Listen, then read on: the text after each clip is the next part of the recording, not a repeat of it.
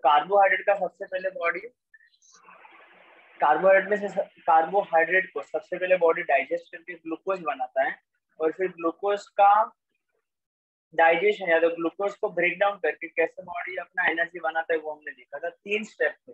सबसे पहले ग्लाइकोलिसिस, फिर था क्रेब्स साइकिल, और फिर लास्ट में था इलेक्ट्रॉन ट्रांसफर चेन। ठीक है, ये 3 प्रोसेस के थ्रू हम लोग ने ग्लूकोज का ब्रेकडाउन देखा था। फिर हम लोग ने देखा ये ब्रेकडाउन तभी हुआ था जब ऑक्सीजन प्रेजेंट था। ऐसा भी हो सकता है कि जब भी ऑक्सीजन नहीं है तो भी अपने को एनर्जी चाहिए, तो क्या करेंगे, तो भी बॉडी ग्लूकोज का ब्रेकडाउन करता है विदाउट प्रेजेंस ऑफ ऑक्सीजन। तो वो हम लोग ने देखा था, उसको हम लोग बोलते हैं एनएरोबिक रेस्पिरेशन। फिर हम लोग ने देखा कि बॉडी क्या सिर्फ कार्बोहाइड्रेट का ब्रेक करके एनर्जी बनाता है, तो ऐसा नहीं है, बॉडी प्रोटीन का भी ब्रेकडाउन करता है और एनर्जी बनाता है, और फैट का भी ब्रेकडाउन करके एनर्जी बनाता है। लेकिन प्रोटीन और फैट का ब्रेकडाउन करके सबसे कम एनर्जी मिलता है। तो अभी हम लोग डिस्कस करेंगे प्रोटीन में से कैसे एनर्जी मिलता है। ठीक है,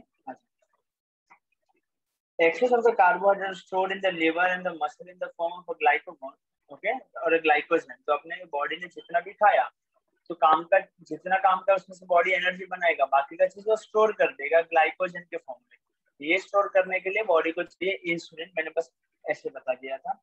what is the source of the protein and what they are made up of. तो प्रोटीन अपने को किससे, कौन से खाने की चीज से मिलता है। तो हम लोग ने कोई बोलेगा किसका आइडिया है कि अपने को प्रोटीन कैसे मिलता है, क्या खाने में से अपने को प्रोटीन मिलता है सबसे ज्यादा। यस, कौन सा खाना खाने में सबसे ज्यादा प्रोटीन मिलता है। रोटी। Protein. What are the source of protein.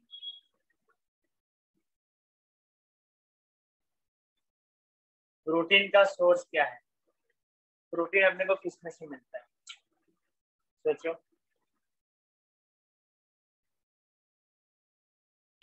Last time तुम दोनों में से तो किसने आंसर दिया था ना, 1-2।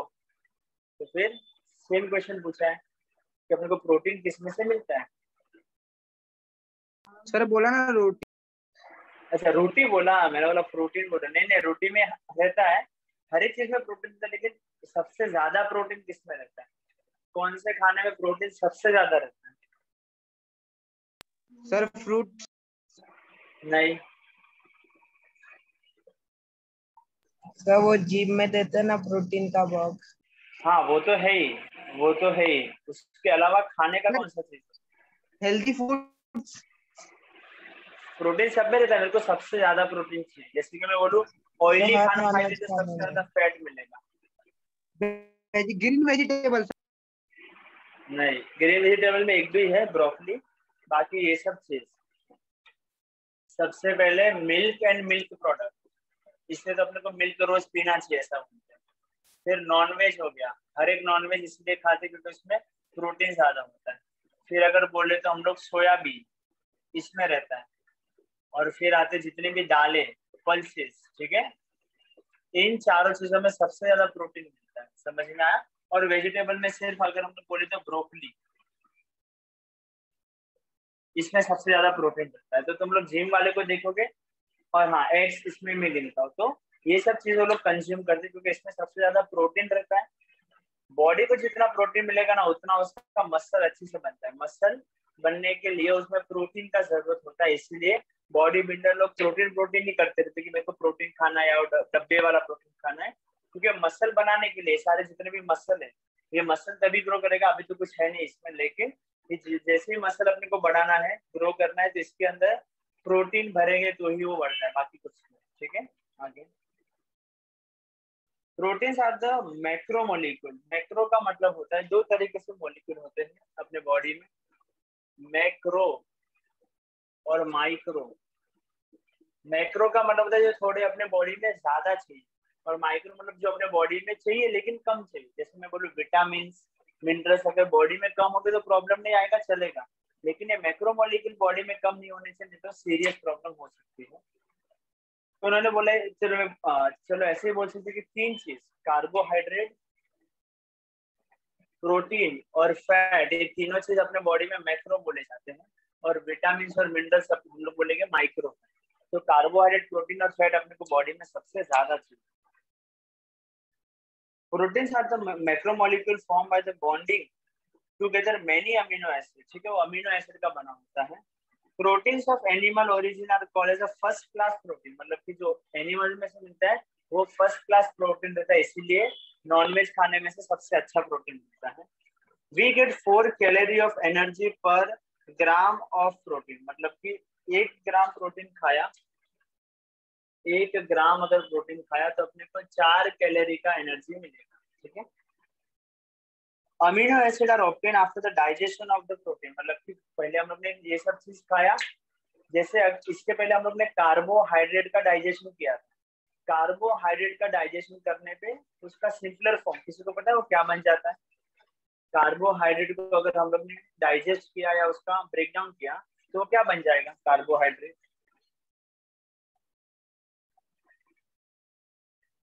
यस, कार्बोहाइड्रेट अगर हम लोग ने खाया, जैसे रोटी खाया, तो उसका सिंपलर फॉर्म क्या होगा? वो डाइजेशन के बाद और क्या बन जाएगा? एनी आइडिया कि मैं बता दूं आंसर? सोचना है। ओके, कार्बोहाइड्रेट बन जाता है ग्लूकोज, ठीक है। तो कार्बोहाइड्रेट को अगर डाइजेशन करेंगे, ब्रेक डाउन करेंगे तो बन जाएगा ग्लूकोज। वैसे प्रोटीन का अगर हम लोग ने डाइजेशन किया तो बन जाएगा अमीनो एसिड, ठीक है। So those amino acids are absorbed in the body and transport up to the each organ and the cell via the blood. तो जितना भी अमीनो एसिड है, अमीनो एसिड मतलब कि प्रोटीन, हर एक सेल को हम लोग ब्लड के थ्रू दे देते हैं। From this amino acid organs and the cell produce a various protein necessary for themselves and the whole body. Protein को खा के ही बॉडी फिर से हर एक सेल प्रोटीन बनाता है जो उसको बॉडी को चाहिए, उसको नीड है। Those examples are given in the following diagram. तो नीचे देखो, ये अमीनो एसिड का मतलब है कि बॉडी के अलग अलग सेल ने अगर अमीनो एसिड लिया तो उसका क्या यूज करने वाला है, ठीक है। मतलब कि प्रोटीन जो मैंने खाया उसका बॉडी ने डाइजेशन किया, उसमें से अमीनो एसिड बना, हर एक सेल ने वो अमीनो एसिड का क्या यूज किया? तो सबसे ऊपर स्किन को जैसे ही ये प्रोटीन मिलेगा in the form of amino acid, वो मेलानिन एंड क्रिएटिन बना देगा। अभी तुमने एडवर्टाइज देखा रहेगा, ये लॉरियल, पेरिस, ऐसा बड़ा बड़ा जो कंपनी आता है वो बोलते हैं कि इसमें कैरोटीन है, कैरेटीन है। इसका मतलब कि अपने हेयर को अच्छे से ग्रो करना है या तो अच्छे से रखना है तो उसको ये सब चीजें होनी चाहिए, कैरेटीन, कैरोटीन, ये सब चीज होनी चाहिए। तो जैसे हम लोग प्रोटीन वाला खाना खाएंगे तो बॉडी को नेचुरली वो मिलता है, अगर कम गिरेगा तो अपने को दवाई से या तो शैम्पू वैम्पू से लगाना चाहिए, ऐसा उन लोग बोलते हैं। बोन्स जो अमीनो एसिड खाता है उसका यूज करके वो ओसेसिन बनाता है, जिसका भी यूज बोन स्ट्रॉन्ग करने में करेगा। सेल जैसे अमीनो एसिड लेगा तो various protein of a cell membrane and various enzyme, वो प्रोटीन का यूज करके अलग अलग तरीके से एंजाइम बना सकता है। पेनक्रियास को देखे तो उसमें से इंसुलिन और ट्रिप्सिन बना देता है। इंसुलिन तुमको पता है कितना इंपॉर्टेंट है, बॉडी में अगर शुगर लेवल ज्यादा होता है तो इंसुलिन अपना दिमाग लगा के वो सारे एक्स्ट्रा शुगर को कन्वर्ट कर देता है, तो अपने बॉडी को कोई हार्म नहीं होता है। तो इंसुलिन कैसे बनेगा सर? तो ये अमीनो एसिड प्रोटीन होगा तो बना पाएगा। पिट्यूटरी ग्लैंड्स एक ऐसा चीज है जो एक हार्मोन छोड़ेगा। हार्मोन मतलब कि ऐसा कोई केमिकल छोड़ेगा जिससे अपने को अपने में अलग अलग चेंजेस आते हैं, जैसे कि हेयर का ग्रो होना, मतलब कि बियर्ड आना, तो तुमको नहीं आएगा, या तो तुम्हारे पूरे क्लास में कोई 2-3 जन को जल्दी से आता है। तो ऐसा क्यों सर? क्योंकि वो जो ऐसा एक चीज ऐसा है जो अपना केमिकल छोड़ेगा, उस पर डिपेंड रहता है। उसने अगर आज छोड़ दिया तो तुमको आज से हेयर आना स्टार्ट होगा। तो सर कभी छोड़ता है? तो हर एक एज के बाद वो हॉर्मोन्स मतलब कि केमिकल छोड़ता है। तो केमिकल उसको जो बनाना है वो कैसे बनाएगा? तो उसके बनाने के लिए उसको प्रोटीन चाहिए। Muscle actin and the myosin flexible protein, तो मसल इसका यूज करके और मसल को ग्रो करते हैं, बड़ा करते हैं। ब्लड को जैसे ये प्रोटीन मिलेगा तो उसका यूज करके वो हीमोग्लोबिन बना देंगे। हीमोग्लोबिन किसी को पता है क्यों इंपॉर्टेंट है बॉडी में? हीमोग्लोबिन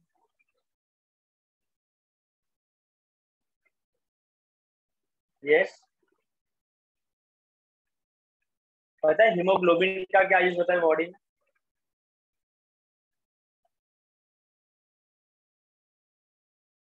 अच्छा, हीमोग्लोबिन किधर रहता है वो पता है? शिवम चैतन्य, हीमोग्लोबिन बॉडी में कहाँ? Body haemoglobin. यस, हेमोग्लोबिन अपने बॉडी में कहाँ पे होता है? बॉडी सर पेट में। पेट में नहीं, वो लोग ने वहां पे दिया भी है, जरा तो देखो, ब्लड में रहता है बेटा, ब्लड के अंदर हीमोग्लोबिन होता है, ठीक है। अभी उसका यूज क्या, मुझे तुम बताओगे ब्लड का दो यूज बता दो ना, कि अपने बॉडी में ब्लड क्यों काम का है, ब्लड अपने बॉडी में क्यों काम का है?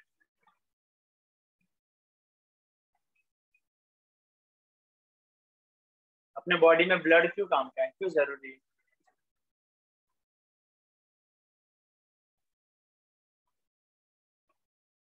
यस, उदिता मेरी आवाज आ रही है? हाँ सर आ रही है। क्यों इतना लेट? सर वो कनेक्ट ही नहीं हो रहा 15 मिनट से? हाँ, स्टार्टिंग वाले लेक्चर में भी अंतरा का नहीं हो रहा था, अभी भी नहीं हो रहा है। ठीक है, मैंने उसका कॉल मेरा क्वेश्चन है कि तो बोल रही थी ब्लड कि का क्या यूज?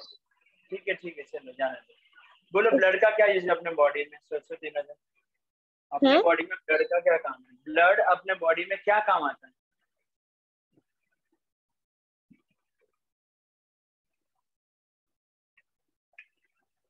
ब्लड अपने बॉडी में क्यों जरूरी है? नहीं, अगर थोड़ा कम होगा तो क्या प्रॉब्लम आएगा, क्यों प्रॉब्लम आएगा? प्रॉब्लम तो आएगा, सबको पता है, लेकिन क्यों आएगा? यस, क्योंकि ब्लड के अंदर होता है हीमोग्लोबिन। ब्लड ही एक ऐसा चीज है जिसके यूज करके हम लोग ऑक्सीजन एक जगह से दूसरी जगह पे, फूड एक जगह से दूसरी जगह पे, वाटर एक जगह से दूसरी जगह हम लोग भेज पाते हैं, ठीक है। तो अगर ब्लड ही नहीं होगा तो ये सब काम नहीं हो पाएगा। अभी ब्लड में हीमोग्लोबिन एक ऐसा सेल होता है जो ऑक्सीजन को खींच के रखता है, बांध के रखता है, और जब भी चाहिए उसको रिलीज कर देता है सेल के सामने। तो हीमोग्लोबिन भी बनाने के लिए अपने को ये अमीनो एसिड चाहिए। तो वन ऑफ द इम्पोर्टेंट है, कभी कभी पूछते हैं एग्जाम में। Always remember, excess of amino acid obtained from the proteins are not stored in the body. They are broken down and the ammonia formed, and the ammonia formed is eliminated out of the body. उन्होंने बोला अगर हम लोग ज्यादा protein खाएंगे तो body ज्यादा protein को स्टोर नहीं करता है, जितना चाहिए उतना ही रखता है। ज्यादा अगर प्रोटीन हुआ तो उसको ब्रेक डाउन करके अमोनिया बना देगा, और फिर वो अपने 1 नंबर 2 नंबर में निकल जाएगा। कार्बोहाइड्रेट अगर अपने बॉडी में ज्यादा है तो बॉडी उसको स्टोर करके रखेगा, क्योंकि उसमें से ज्यादा एनर्जी मिल सकता है, ठीक है। If necessary excess of proteins are converted into the other useful substance like glucose through the process of gluconeogenesis. तो उन्होंने बोला कि अगर जरूरत पड़ेगा तो प्रोटीन का ब्रेक डाउन करके हम लोग ग्लूकोज बना देंगे, क्योंकि ग्लूकोज के बहुत सारे हेल्प है अपने बॉडी में, तो इस प्रोसेस को ग्लूकोजेनेसिस कहते हैं। Plant produce the necessary amino acid from the minerals de novo and thereby produce the different protein. तो प्लांट को भी प्रोटीन का जरूरत है उसको ग्रो करने के लिए, तो वो ये de novo में से बनाते हैं अपना protein. An enzyme Rubisco present in the plant chloroplast is the most abundant protein found in the nature. तो ये प्रोटीन में ये वाला प्रोटीन जो बोला Rubisco, an enzyme Rubisco जो बनाता है, जो क्लोरोप्लास्ट में प्रेजेंट है। क्लोरोप्लास्ट मतलब कि लीफ के अंदर जो चीज जहाँ पे फोटोसिंथेसिस होता है वो होता है chloroplast. An enzyme rubisco present in the plant chloroplast is the most abundant protein, और सबसे ज्यादा मिलने वाला प्रोटीन है। आगे, from where do we obtain the lipids? Lipids का मतलब होता है फैट। तो अपने को अपने बॉडी को फैट कहाँ से मिलता है? तो हम लोग जो खाते हैं ऑयली चीज उसमें से मिलेगा। Substance formed by the specific chemical bond between the fatty acid and alcohol are called as the lipids. Digestion of the lipids consumed by us is nothing but their conversion into the fatty acid and alcohol. Lipids का मतलब होता है fatty acid, मतलब ये भी बहुत high level में तुम जब भी जाओगे तो तुमको ऐसा मिलेगा कि फैटी एसिड और नहीं सॉरी, बहुत सारे फैटी एसिड और अल्कोहल को मिला के जो बनता है उसको लिपिड्स बोलते हैं। लिपिड्स माने कि अपने बॉडी का फैट। तो जब भी उसका डाइजेशन करेंगे तो फिर से वही चीज अपने को फिर से मिल जाएगी। आगे, fatty acid are absorb and distributed everywhere with in the body. Fatty acid हम लोग एब्जॉर्ब करते हैं और हर एक बॉडी के पार्ट को मिल जाता है। From those fatty acid different cell produce the various substance necessary to them store. Fatty acid का भी हर एक सेल को कुछ ना कुछ काम होता है, उसमें से भी वो कुछ ना कुछ चीज बनाते हैं। Example, molecule called the phospholipids which are essential for producing the plasma membrane are formed from the fatty acid. तो fatty acid का यूज करके हम प्लाज्मा मेम्ब्रेन बनाते हैं। मेम्ब्रेन का मतलब होता है बाउंड्री, जो अपने को कवच ऐसा कि सुरक्षित रखेगा। तो प्लाज्मा को सुरक्षित रखने के लिए जो कवच बनता है वो फैटी एसिड में से बनता है। Decide fatty acid are used for producing the hormone like progesterone, estrogen, testosterone, aldosterone. ये सब जो एंजाइम है बहुत ही यूजफुल है। जैसे कि मैं बोलूँ कि अपने बॉडी में नहीं, मेल बॉडी में टेस्टोस्टेरोन ये नाम का एंजाइम ज्यादा होता है, हार्मोन ज्यादा होता है। फीमेल की बॉडी में एस्ट्रोजन नाम का हार्मोन सबसे ज्यादा रहता है। प्रोजेस्टेरोन भी उनकी बॉडी में ही पाया जाता है। तो सर इसके वजह से क्या होता है, ये सारे हार्मोन के वजह से ही मेल और फीमेल में कुछ डिफरेंसेस होते हैं। जैसे कभी भी फीमेल को अपने साथ बियर्ड नहीं आता, हेयर्स आते लेकिन इतने हेयर नहीं आते अपने जितने। तो उसका रीजन क्या है, या तो सर मेल को कभी आता है, मेल के बॉडी में जो जो चेंजेस होते हैं उनका वन ऑफ द रीजन होता है ये सारे हार्मोन्स, और फीमेल की बॉडी में जो सारे चेंजेस होते हैं उनका रीजन होता है ये हार्मोन। तो अगर किसी की बॉडी में, मेल की बॉडी में फीमेल वाले हार्मोन बढ़ गए तो उनमें फीमेल के जैसा थोड़ा कैरेक्टर आने लगेगा, और फीमेल की बॉडी में ये वाले कैरेक्टर बढ़ गया टेस्टोस्टेरोन, तो उनमें मेल जैसा कुछ ना कुछ चेंजेस आएगा। तो ये हार्मोन बहुत ही ज्यादा इंपॉर्टेंट होता है, और ये हार्मोन हमें फैटी एसिड में से बनाते हैं। And covering around the axons of the nerve cell, और इसी से हम लोग एक्सोन, अभी एक्सोन क्या रहता है, नर्व सेल। नर्व सेल्स किसी को पता है न्यूरॉन, नर्व सेल क्या होता है, न्यूरॉन या नर्व सेल्स? यस। जैसे कि समझो मेरे को झटका लगा, कुछ गर्म लगा तो झटका लगा, तो वो अच्छा चीज है कि बुरा चीज है मुझे नहीं पता। अपना बॉडी यहाँ पे सेंसर रहता है, वो सेंसर वो सिग्नल को, वो मैसेज को ब्रेन तक पहुंचाता है कि भाई ये क्या है। ब्रेन इसको समझता बोलता है वो तो गर्म है, तेरे बॉडी को हार्म करेगा। तो फिर ब्रेन अपने हाथ को मैसेज देगा कि चलो हाथ वहां से ऐसे कॉन्ट्रैक्ट कर लो, हटा लो, नहीं तो तुमको झटका लगेगा। तो ये जो मैसेज जो पहुंचाते हैं अपने हैंड से अपने ब्रेन तक, वो माने के नर्व सेल, मतलब उसका छोटा सा पार्ट। ओके, तो उसका नर्व सेल का कुछ डायग्राम अगर मैं बनाऊं तो ऐसा कुछ दिखता है।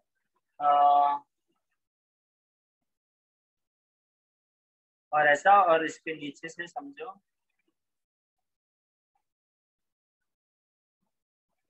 एग्जैक्ट डायग्राम नहीं है लेकिन ऐसा कुछ दिखता है। ठीक है, तो ये नर्व सेल, ठीक है। तो ये जो इसको ना एक्सोन बोलते हैं। तो एक्सोन का जो कवरिंग बनाना होता है, ये डब्बे को एक्सोन बोलते हैं। तो एक्सोन का कवरिंग बनाने का काम भी ये न्यूरॉन्स का ही, ठीक है, सॉरी, एक्सोन का कवरिंग बनाने का काम में भी फैटी एसिड अपने को काम में आता है। तो ये उसका यूजफुलनेस है। Excess of lipid are stored in adipose connective tissue in the body. ने एक लाइन में बोल दिया, we get 9 calorie of energy per gram of lipid। मतलब अगर हम लोग ने 1 ग्राम भी खाया तो अपने को बहुत ज्यादा एनर्जी मिलेगा, जो कि अच्छा भी और बुरा भी है। देखिए कैसे।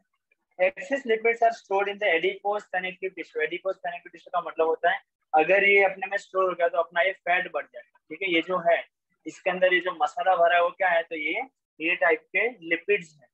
ठीक है, तो एडिपोज टिश्यू में जमा हो जाते हैं। तो जैसे हम लोग वर्कआउट करेंगे ये सब का यूज करके बॉडी एनर्जी बनाता है, और ये पूरा ये जो फेस है जहाँ पे फैट दिख रहा है वो थोड़ा ऐसा हो जाएगा, तो ये सारा फैट निकल गया। ठीक है, आगे। Many times we cannot eat hot food due to the inflammation और अल्सरेशन इन द माउथ। ठीक है, अल्सर होता है ना, वो अल्सर सबको समझते हैं क्या होता है।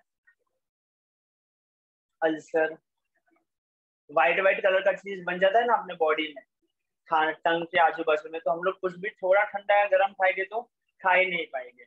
इनफैक्ट कि अगर गले वले में हो जाता है अल्सर तो हम लोग अपना सलाइवा भी अगर अपने को स्वॉल करना है तो भी अपने को ऐसा प्रॉब्लम होगा, ऐसा दुखेगा।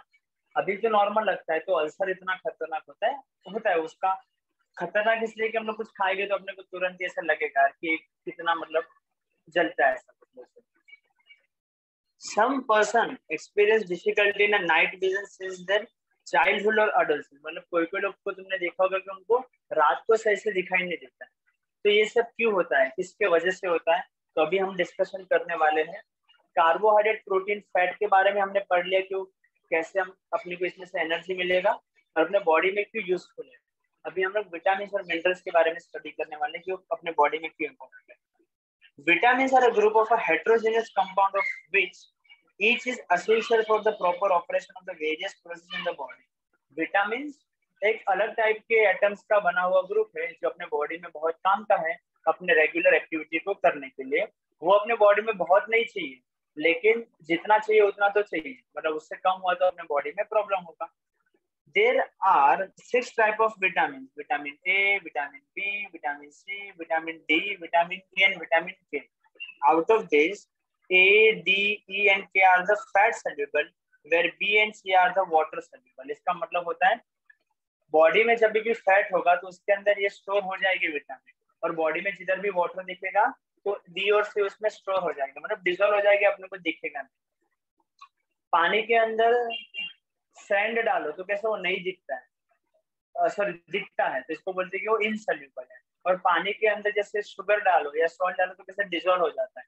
तो वैसे ही थोड़ी चीज वाटर में डिजोल्वेबल है, थोड़ी चीज ऑयल में डिजोल्वेबल है, फैट में। तो जो बी और सी विटामिन है वो सिर्फ वाटर में डिजोल्वेबल है, और बाकी के सारे ए, डी, ई एंड के फैट में डिजोल्वेबल है। विटामिन अपने को किस में से मिलता है? सबसे पहले किसी को आइडिया है? विटामिन यस, अपने बॉडी को विटामिन किधर से मिलेगा?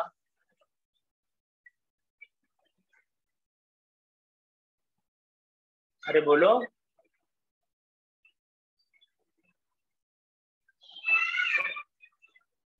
अपने बॉडी को विटामिन किधर से मिलता है? आवाज आ रही है मेरी? हाँ या ना? आवाज आ रही है मेरी? यस। तो क्वेश्चन का आंसर पता है कि अपने बॉडी को विटामिन कहाँ से मिलता है? सन से। कौन सा विटामिन सन से मिलता है? Vitamin D. और विटामिन डी का और कोई सोर्स है? No idea. ठीक है, चलेगा। दूसरा कोई विटामिन जो तुम्हें पता हो जो अपने को खाने की चीज से मिलता है? विटामिन डी राइट था, सन से मिलता है। आलमंड से क्या मिलता है? एडवर्टाइज देखा है क्या कभी ना? एडवर्टाइज से पता है ना? हाँ, मतलब सुना भी है। हाँ, तो यही सब है। और सबसे ज्यादा फ्रूट्स और ग्रीन वेजिटेबल क्यों खाने चाहिए? क्योंकि उनके अंदर विटामिन ज्यादा होता है, इसलिए अपने बॉडी के लिए अच्छा है। ठीक है, आगे चलते हैं। We have seen that FADH2 and NADH2 are produced in the process like a glycolysis in the Krebs cycle. Vitamin like riboflavin means vitamin B2 and the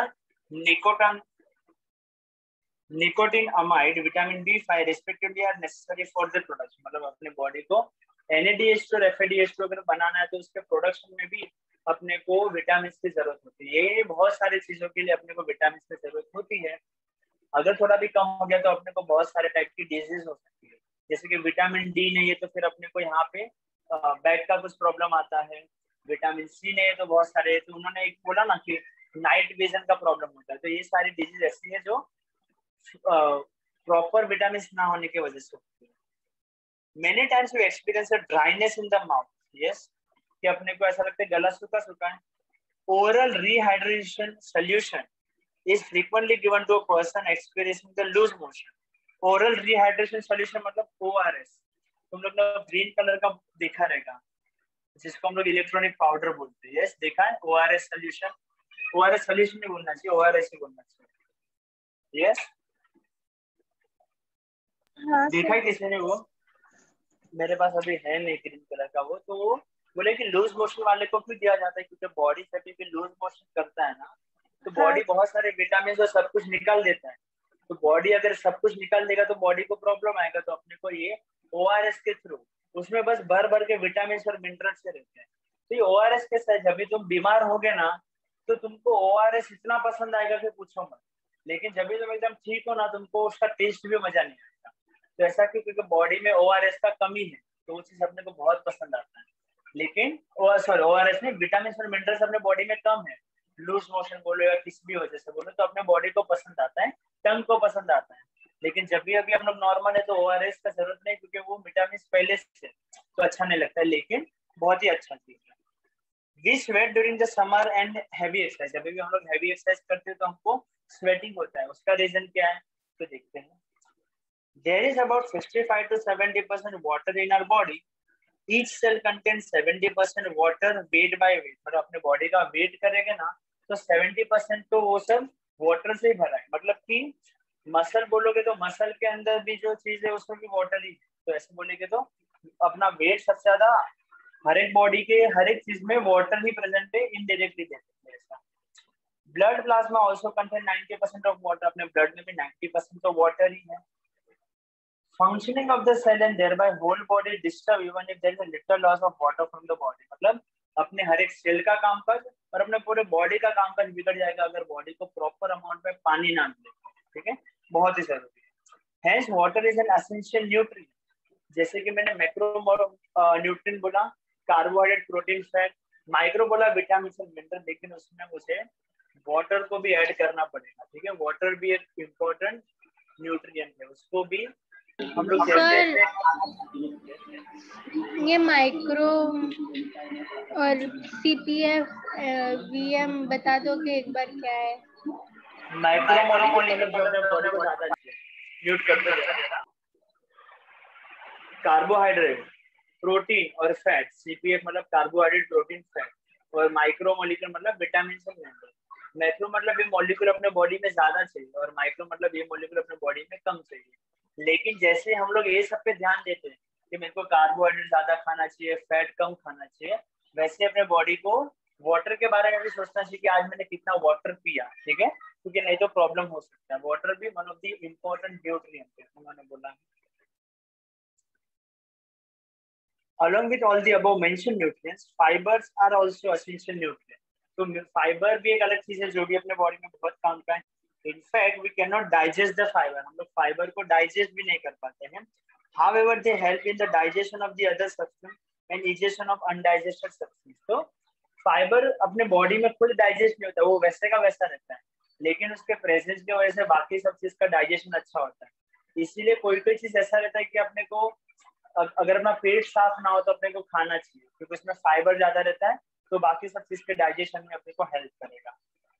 we obtain the fibre from the leafy vegetables, fruit and cereals, ठीक है, सेरेल्स मतलब कि गौ बाजरा जो होता है उसको सेरेल्स बोलते हैं, तो इसमें से अपने को सबसे ज्यादा फाइबर मिलता है। तो ये सारी चीजें थी जो अपने बॉडी को चाहिए, ठीक है, ये सबको न्यूट्रिएंट माना जाता है। तो जो खाने में सब चीज बैलेंस्ड फॉर्म में, ये सबसे ज्यादा, ये सबसे कम और ये थोड़ा थोड़ा, उसको बैलेंस डाइट मानेंगे। जंक फूड में सब कुछ उल्टा पुल्टा होता है। तो ये एक पूरे चैप्टर का ये अलग पार्ट था जिसमें हम लोग ने बस ये पढ़ा कि खाना खाने से एनर्जी अपने को कैसे मिलता है, ठीक है। जैसे कि हम लोग खाते हैं तो कार्बोहाइड्रेट का बॉडी डाइजेशन करके बना देता है ग्लूकोज, और फिर उसका 3 स्टेप का process, glycolysis, Krebs cycle, electron transfer chain, ये तीनों रिएक्शन के बाद अपने को एटीपी के फॉर्म में एनर्जी मिलता है। कार्बोहाइड्रेट के बाद आया प्रोटीन, जिसका बॉडी डाइजेशन करके बना देता है अमीनो एसिड, और अमीनो एसिड में से भी अपने को एनर्जी मिलता है बहुत सारा नहीं, लेकिन उसका ब्रेकडाउन करके भी एटीपी मिलता है। खुद अमीनो एसिड का भी अगर यूज भी बहुत कुछ है, मतलब कि सिर्फ एनर्जी बनाने के लिए नहीं, बाकी सब चीज में भी है। और फिर लिपिड्स मतलब कि फैट का डाइजेशन करके बॉडी बना देता है फैटी एसिड, और ये फैटी एसिड का भी डाइजेशन करके फिर से बॉडी बना देगा एटीपी। समझ में आया? तो ये चैप्टर का फर्स्ट कि हम लोग क्या चीज खाएंगे, क्या डाइजेशन होकर क्या मिलेगा, क्यों खाते हैं। अभी चैप्टर का अलग पार्ट आने वाला है जिसमें हम लोग सेल को डिवाइड करने वाले हैं। अच्छा, फर्स्ट डे पे मैंने क्या 1-2 क्वेश्चन अपने को तुमको पूछा था, शायद पतला होने के लिए क्या क्या करने का, राइट? फास्टिंग और डाइजेशन में डाइट के उस पे बोला था। हाँ, मैं डाइट के हूँ, उसका मतलब क्या होता है, पहले वो क्वेश्चन जो मुझको याद है उस पर डील करते हैं। अगर अपने को बॉडी अच्छे से बनाना है ना तो उस पर थोड़ा फोकस करते, पहले इसको हटा देते हैं थोड़ा सा।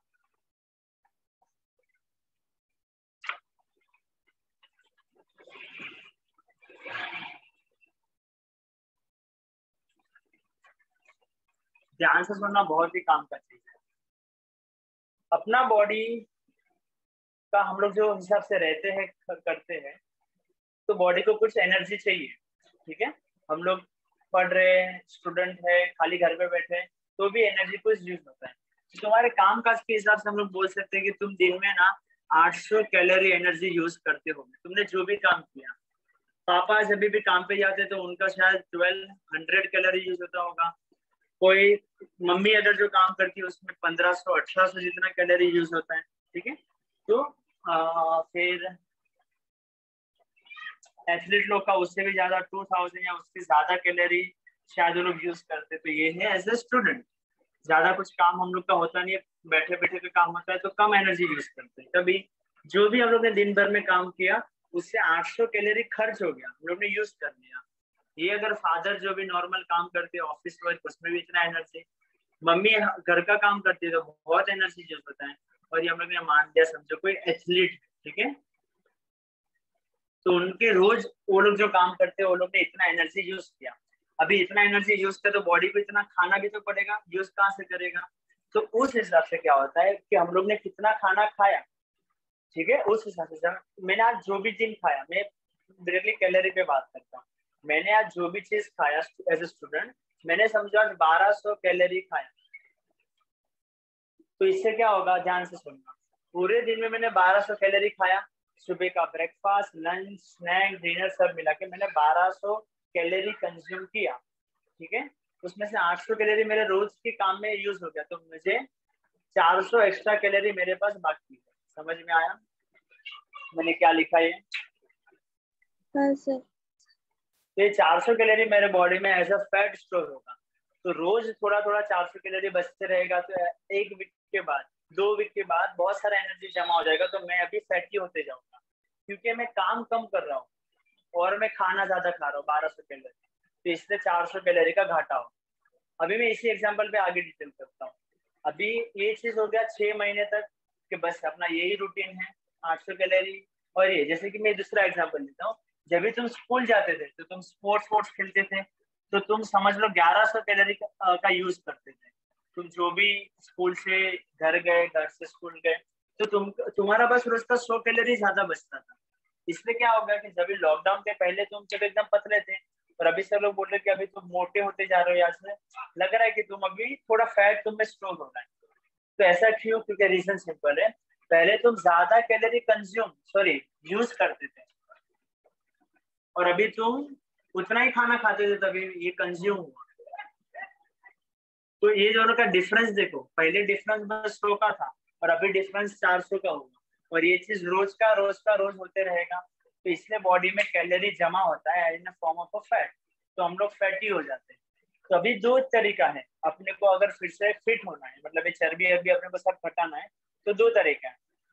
या तो कोई मुझे बताएगा अभी क्या तरीका है?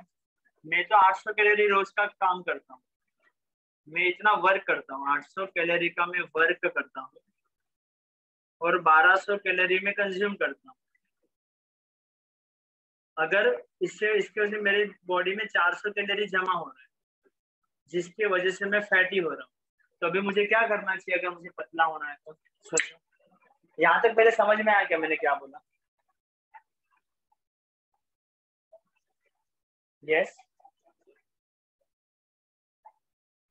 ये सब चीज समझ में आया मैंने क्या बोला, कैलोरी वैल्यू में क्या बोला? ठीक है, तो अभी मुझे बता, 800 कैलोरी का मैं काम कर रहा हूँ एज ए स्टूडेंट, खाना में इतना खा रहा हूँ जिससे 1200 कैलोरी में कंज्यूम करता हूँ, तो 400 कैलोरी मेरे बॉडी में जमा है। अभी मुझे फिर से फिट बनना है, तो मुझे क्या करना पड़ेगा? सर रिपीट करना, वॉइस नहीं आ रही थी। एज ए स्टूडेंट मैं रोज 800 कैलोरी का वर्क करता हूँ, काम करता हूँ, और जब भी मैं खाने बैठता हूँ तो पूरे दिन में 1200 कैलोरी कंज्यूम कर देता हूँ, जिसकी वजह से मेरे बॉडी में 400 कैलोरी एक्स्ट्रा जमा रहता है, जिसकी वजह से मैं फैटी होते जा रहा हूँ। अभी मुझे फिर से ओरिजिनल बनना है, जैसे मैं थोड़ा पतला था, तो अभी मुझे क्या करना चाहिए कि मैं फिर से पतला होता हूँ? 400 कैलोरीज कम खानी चाहिए। 400 कैलोरीज क्या करनी चाहिए? कम खानी चाहिए। कम खानी चाहिए, मतलब अगर मैं 800 ही खाऊं तो कुछ बचेगा नहीं, तो मेंटेन रहेगा 0-0। ये वन ऑफ द मेथड है। दूसरा का मेथड,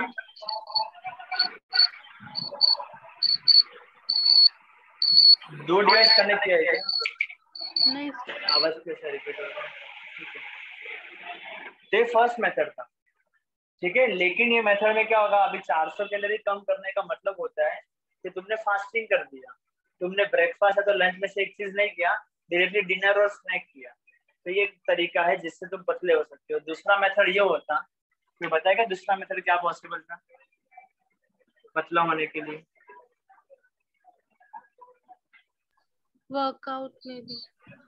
हाँ, तो वर्कआउट करने से तुम्हारा ये चीज बढ़ जाता था, ये 800 की जगह पे हो जाता था 1200, और तुम फिर 1200 भी खाते थे तो चलता था, समझ में आया? या तो तुम और काम करो, इसको कर दो 1300 कैलोरी और तुम खाओ 1200 कैलोरी, तो तुम फिर से फिट हो जाओगे। तो ये सब फंडा रहता है जो बड़े बड़े सेलिब्रिटी वो सब फॉलो करते हैं। अभी इम्पोर्टेंट चीज वो लोग में ये आता है कि वो लोग, चलो मैं भी तुमको बता दूंगा कि वर्क क्या करना है, वो लोग का ये फैक्टर सबसे अच्छा रहता है। इसलिए हम लोग बोलते हैं कि जो भी अपने को बोलते हैं ना 6 पैक एप बनाना है तो लड़के लोग को, तो जिम में नहीं बनता है, वो बनता है किचन में, क्योंकि 1200 कैलोरी में तुमने क्या खाया ना वो डिपेंड करता है।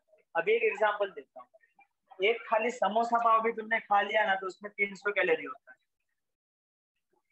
तो अभी तुम सोचो कि तुम पूरे दिन में क्या 4 समोसा पाव खा के जिंदा रह सकते हो क्या?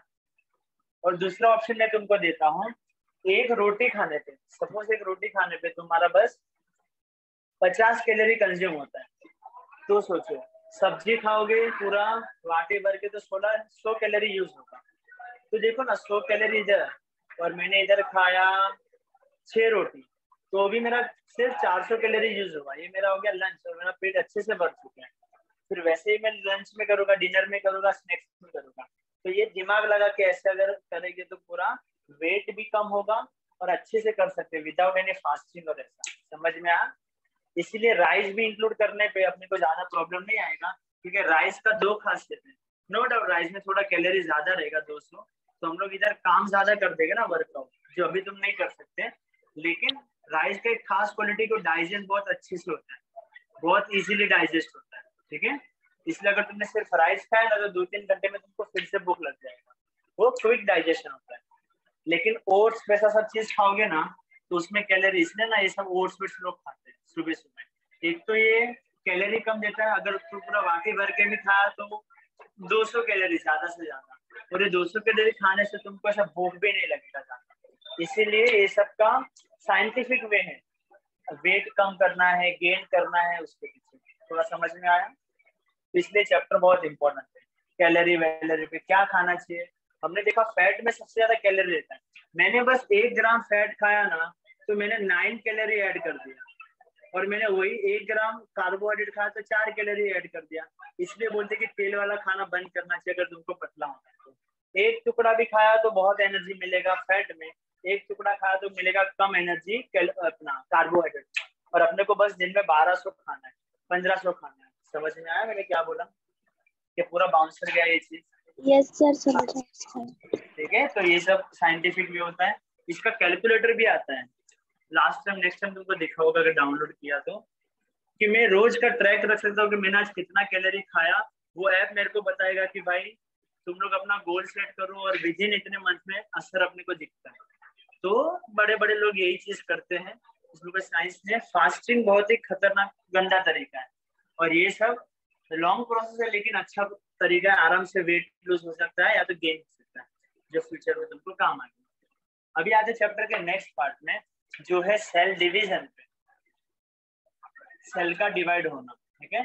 तो सेल डिवीजन का अपने बॉडी में या तो कोई भी बॉडी में 2 प्रोसेस से होता है, उसको हम लोग देखने वाले, बहुत ही इंटरेस्टिंग चीज है, अच्छे से वीडियो से भी देखेंगे तो समझ में आएगा। स्टार्ट करते हैं।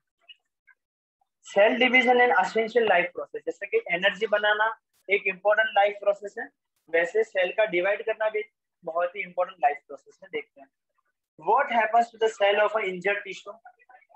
टिश्यू बनता है बहुत सारे सेल से, तो अगर उसका सेल खराब हो गया, इंजर्ड हो गया, तो क्या करेगा, बॉडी इसको हटा के नया सेल बना देगा।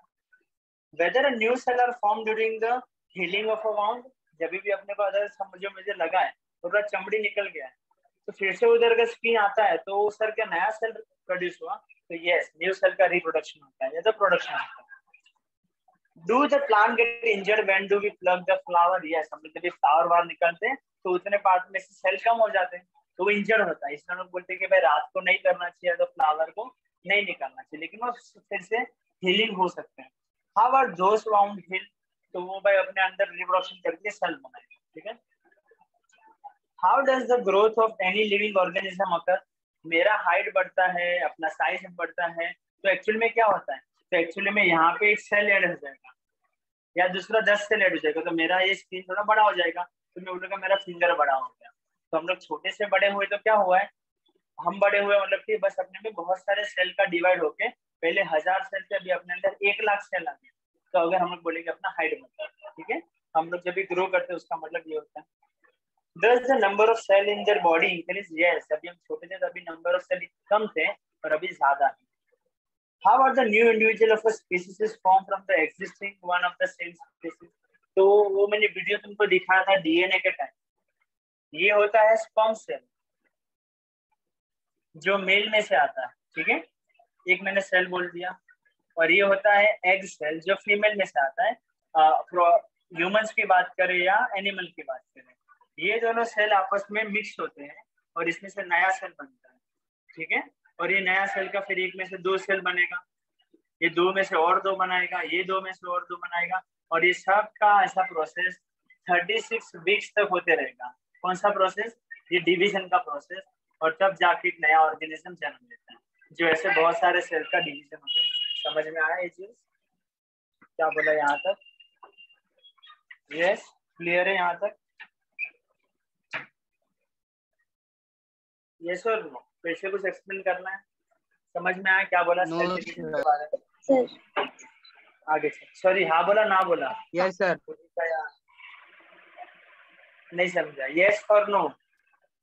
Yes Cell division is one of the very important property of a cell and the living organism. Cell या तो लिविंग ऑर्गेनिज्म वो जिंदा है कैसे पता चलेगा? ये वन ऑफ द प्रॉपर्टी है। कोई आदमी जिंदा है कैसे पता चलता है? तो हम लोग इधर हाथ रखेंगे तो ऐसा, हाँ सांस ले रहा है तो समझता है, इधर दिल का धड़कन हो रहा है तो समझता है, इधर हाथ में ऐसा नस होता है वो उसमें भी ऐसा धक धक धक धक होता है तो समझता है कि आदमी जिंदा है। इधर भी ऐसा एक नस होता है जिसको समझता है कि आदमी जिंदा है। मतलब अगर मैं अपने सांस को भी रोक लूं पर दिल का धड़कन नहीं रोक सकता, तो ये सब ऐसी चीजें है जिसको अपने को पता चलेगा कि आदमी जिंदा है कि मर गया। वैसे ही एक सेल जिंदा है वो कैसे पता चलेगा? तो एक वन ऑफ द प्रोसेस है कि उसको भाई रिप्रोडक्शन करना चाहिए, उसका सेल का डिवीजन होना चाहिए। अगर वो कर रहा है तो वो सेल लिविंग सेल है। Cell division is one of the very important property of a cell in the living organism. Due to this property only, a new organism is formed from the existing one. इसी की वजह से क्योंकि cell का divide होता है इसलिए एक सेल में से नया सेल जन्म लेता है। Multicellular organism grows up and the emaciated body can be restored. मतलब कि अपने ऑर्गेनिज्म ग्रो भी करता है और अगर कोई सेल खराब हो गया तो उसकी जगह पे नया सेल वो ला भी देता है। They are two type of cell division. एक होता है मिटोसिस। अपने बॉडी में 2 टाइप का सेल डिवीजन होता है अपने बॉडी में, कोई भी लिविंग बॉडी में। एक का नाम है मिटोसिस और दूसरा है मियोसिस। आगे देखते हैं। Mitosis occurs in the somatic cell and the stem cell of the body, whereas the meiosis occurs in the germ cell. उन्होंने बोला कि मिटोसिस कहाँ पे होता है? Stem cell. नहीं, तुम लोग नहीं थे। स्टेम सेल के बारे में डिस्कशन करते हैं और ये होता है जर्म सेल के अंदर। दोनों में फर्क क्या है चलो बताता हूँ। स्टेम सेल एक ऐसा सेल है, बेटा ध्यान से सुनना। स्टेम सेल एक ऐसा सेल है जैसे कि मैंने बोला कि ये एक ऐसा सेल है जिसमें से ना मैं बॉडी का कोई भी एक ऑर्गन बना सकता हूँ। स्टेम सेल एक ऐसा सेल है जिसमें से मैं एक सेल में से 1000 अलग अलग टाइप के ऑर्गन बना सकता हूँ। मैं नया किडनी, मैं नया हार्ट में सब कुछ बना सकता हूँ। और ये चीज हम लोग पढ़ने वाले 9th या तो 8th चैप्टर में बायोटेक्नोलॉजी करके कुछ, उसमें हम लोग पढ़ने वाले कि स्टेम सेल में सभी में वीडियो भी नेक्स्ट टाइम दिखाऊंगा तुमको। जापान साइड कोई तो एक था आदमी,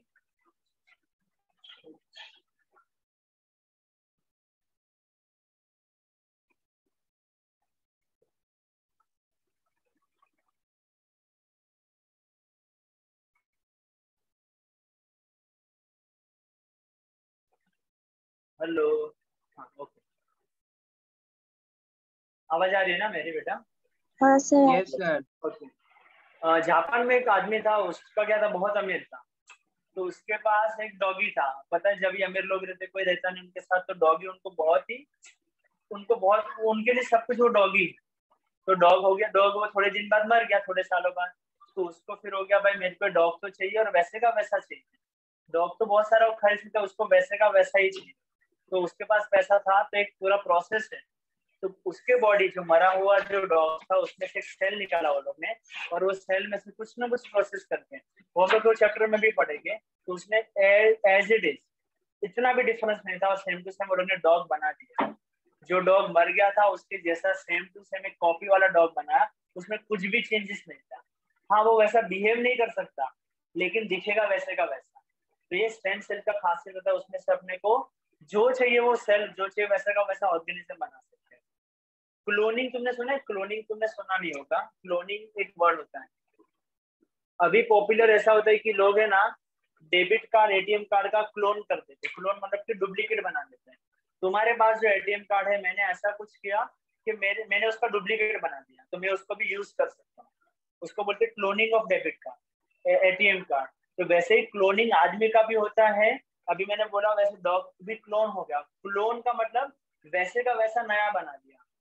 अभी तक हम लोग ने ह्यूमन पे ट्राई किया है, लेकिन मतलब ना बोला है नहीं करना चाहिए ह्यूमन का, हम क्लोनिंग नहीं करेंगे, हमने उसको इलीगल माना है। क्योंकि उसके दो डिसएडवांटेज हैं।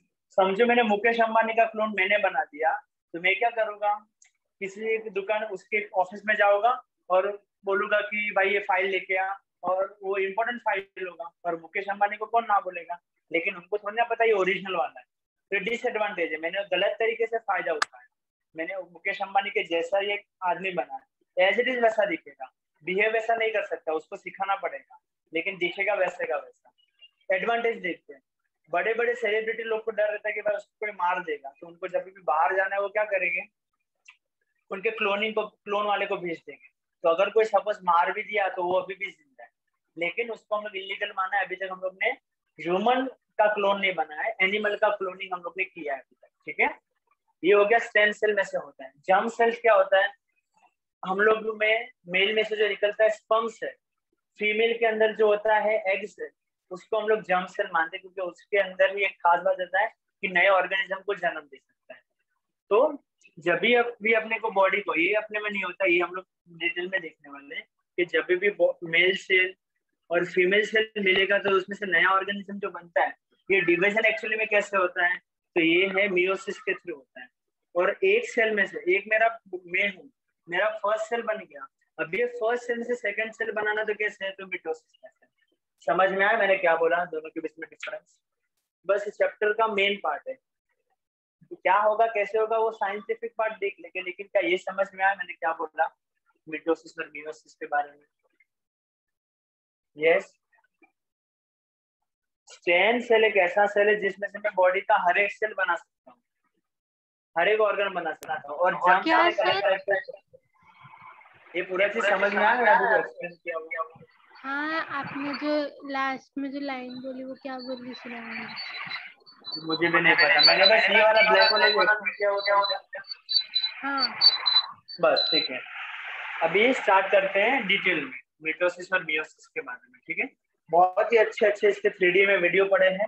तो तुमको ये चीज रट्टा मारने की जरूरत पड़ेगी या नहीं पड़ेगी अलग बात है, लेकिन तुमको समझ जरूर जाएगा। तो तुम याद करोगे कि हाँ वीडियो का ये पार्ट मतलब ये पार्ट मतलब ये, तो इजी होने वाला है चैप्टर। ये जो भी पार्ट है सबसे इम्पोर्टेंट है, ग्लाइकोलिसिस, क्रेब्स साइकिल और इलेक्ट्रॉन ट्रांसफर चेन। और ये चैप्टर के सबसे दो इम्पोर्टेंट पार्ट है, बाकी सब टाइम पास। ठीक है, there are two type of cell division as a mitosis and the meiosis. Mitosis occur in the somatic cell and the stem cell of the body, whereas the meiosis occur in the germ cell. इसका एक example देता हूँ। Lizard का अगर tell cut हो गया ना तो उसमें से वो नया टेल बना सकता है। तो वो कैसे है, तो ये वाला प्रोसेस है mitosis.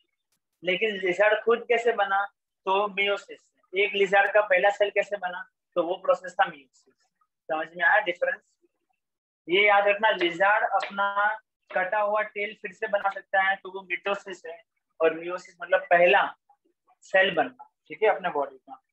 Before study of the cell division we should know the structural organization of the cell. Cell का डिवीजन पढ़ने से पहले अपने को पता होना चाहिए कि सेल कैसे बना होगा। दैट हम लोग ने, उन्होंने बोला कि हम लोग ने पहले स्टडी कर चुके हैं 8 और 9 में जा चुके कि ईच सेल हैज, ठीक है, हर एक सेल में 3 चीज अपने को पता होनी चाहिए। जैसे कि ये मैंने सेल बना दिया, सेल में 3 चीज अपने को पता होनी चाहिए। सबसे पहला, या तो दुनिया का कोई भी सेल 3 चीजों से बना हुआ था। पहले तो ये बाउंड्री, इसको हम लोग बोलते हैं सेल मेम्ब्रेन, ठीक है, कवच। ये ब्लैक वाला या जो सबसे अच्छे से दिखता है पार्ट, डार्क पार्ट न्यूक्लियस, और इसके अलावा जो भी खाली जगह पड़ा है वो माने के साइटोप्लाज्म। क्या ये समझ में आया? दुनिया का कोई भी सेल में 3 चीज तुमको दिखेगा, बाउंड्री, सेल मेम्ब्रेन, न्यूक्लियस, और उसके अलावा जो भी प्रेजेंट है साइटोप्लाज्म। ये चीज समझ में आया? यस और नो? यस। साइटोप्लाज्म के अंदर ऐसी चीजें रहती है जो सेल को चलाती है, छोटी छोटी चीजें, इनको बोलते हैं सेल ऑर्गेनेल। बस ये 4 चीज अपने को पता होनी चाहिए, सेल ऑर्गेनेल, ठीक है। जैसे कि अगर ये स्कूल है, ये स्कूल का वॉल है, स्कूल के प्रिंसिपल है, लेकिन स्कूल बस प्रिंसिपल से नहीं चलता, टीचर बाकी सब स्टाफ से चलता है, तो सेल ऑर्गेनेल वो। तो आगे देखते हैं, ये सेल का ऑर्गेनाइजेशन, मतलब कि सेल कैसे बना हुआ है। अभी इसको डिवाइड करना है वो बाद में देखेंगे, पहले देखते लो किसको डिवाइड करना है। Each cell has a nucleus. Beside other cell organelle are also present. Let us study the cell division with the help of this information. तो देखते हैं कि अभी सेल डिवीजन एक्चुअली में कैसे होता है, ठीक है। थोड़ा सा स्टार्ट कर देते हैं। Before any type of the cell division, the cell double up its chromosome number present in its nucleus. That is, if chromosome is in 2n, it is double up to 4n. अभी ध्यान से सुनना, फिर से तीसरी बार बोल रहा हूँ, इंपॉर्टेंट चीज है। किसी को पता है ह्यूमंस में कितने, ह्यूमंस में वो भी छोड़ दो, सबसे पहले किसी को बनाना देख के जैसे एक डायग्राम याद आता है। किसी को क्रोमोसोम बोला तो कोई डायग्राम याद आया क्या? क्रोमोसोम बोला तो जैसे क्रोमोसोम मतलब कि ये क्या? नहीं तो ये चैप्टर में क्या अभी समझ में नहीं आएगा अगर ये बेस नहीं समझा, और ये समझ गया तो कम से कम ऐसा नहीं लगेगा क्या बोलते हैं क्रोमोसोम मतलब क्या। क्या किसी को इतना इजीली समझता है? जैसे मैं बोलूं बनाना, एप्पल, तो किसको क्रोमोसोम का डायग्राम दिमाग में है क्या? हाँ या ना? कोई शर्माने की बात नहीं है। तुमको नहीं पता रहेगा तो बाकी 5 को भी नहीं पता होगा, और तुमको पता है तो जरूरी नहीं कि बाकी 5 को पता है। नहीं पता तो ना बोलो, तो मैं वैसे स्टार्ट करूँ, नहीं तो चैप्टर में भाई बाउंसर ही है। नहीं बोलो, पता। बोलो। जब भी मैं वीडियो कोई तो मैंने दिखाया था, तुमको अगर याद है तो ठीक, मैं फिर से दिखाने वाला हूँ।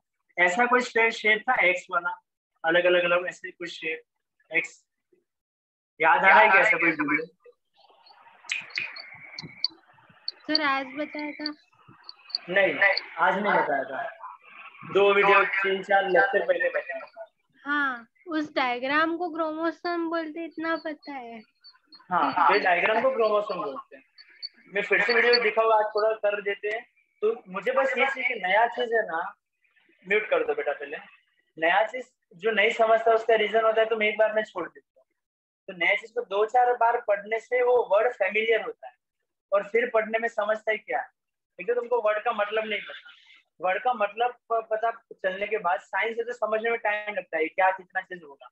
इसलिए अच्छा टेक्निक है कि उसको रीड करो 2 बार 3 बार, फेमिलियर हो जाओगे पैराग्राफ से, तो तुमको आगे का समझ में आएगा।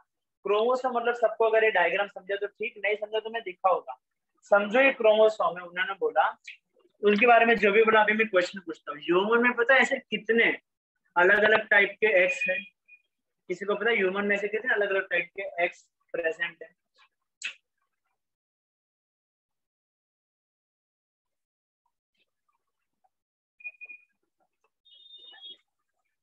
चलो नहीं पता, ह्यूमंस में 23 क्रोमोसोम रहते हैं। 23 बोलना गलत है, 23 पेयर ऑफ क्रोमोसोम है। मतलब देखो इसके अंदर 2 जन प्रेजेंट है, दिख रहा है तुमको? ये एक्स के अंदर 2 जन प्रेजेंट है, सबको दिखता है। बाकी लोग भी आंसर दो। क्या सर? ये एक्स के अंदर कितने जन प्रेजेंट है? 23 पेयर। अरे नहीं, ये एक्स के अंदर है।